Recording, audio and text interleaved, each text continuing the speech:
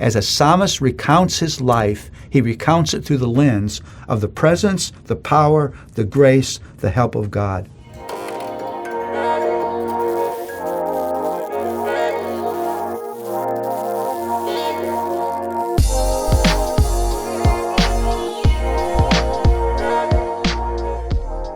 I love Psalm 66 because it gets at something that I think that most of us aren't very good at. Psalm 66, I would entitle, Count Your Blessings. As I introduce Psalm 66, I want to return to a theme that we discussed when we looked at Psalm 42. And it's this, that you and I talk to ourselves all the time.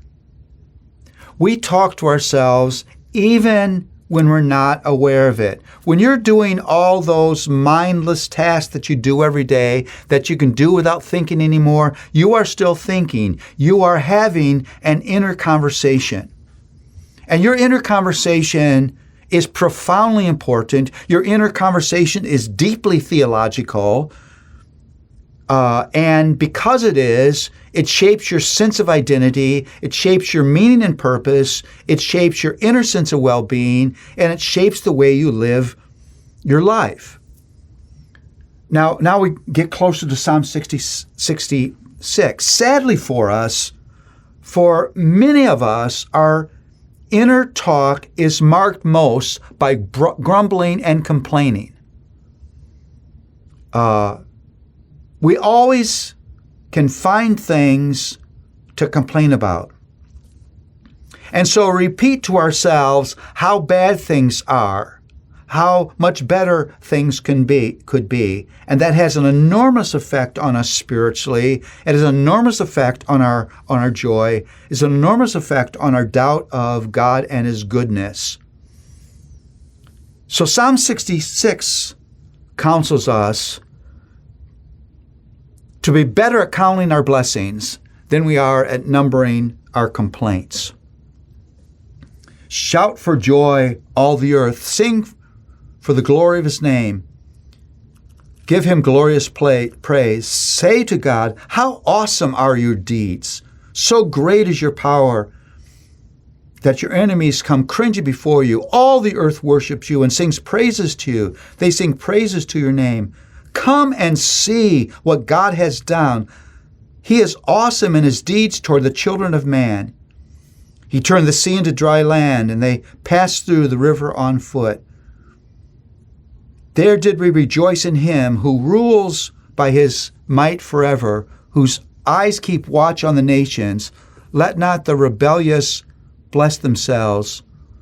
Bless our God, O people. Let the sound of His praise be heard, who has kept our soul from among the living and has not let our feet slip.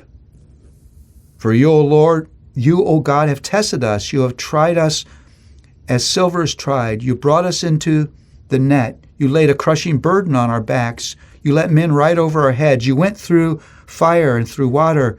You have brought us out to a place of abundance.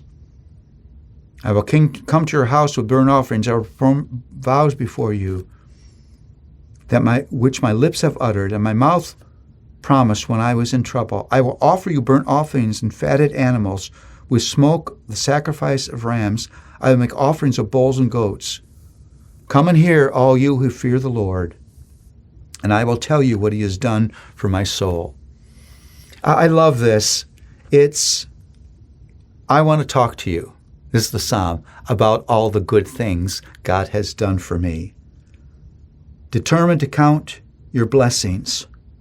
Look for God's presence, God's grace, God's blessing, God's help, God's provision, God's protection in your life. That's exactly what this psalm does. As a psalmist recounts his life, he recounts it through the lens of the presence, the power, the grace, the help of God.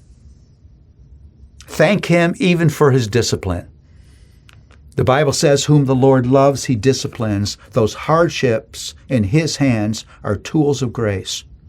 Talk to others about the way God has blessed you. Be amazed that He hears your prayers. Be amazed that he never rejects you. Today, how about making this commitment to be way better at counting your blessings than you are at numbering your complaints?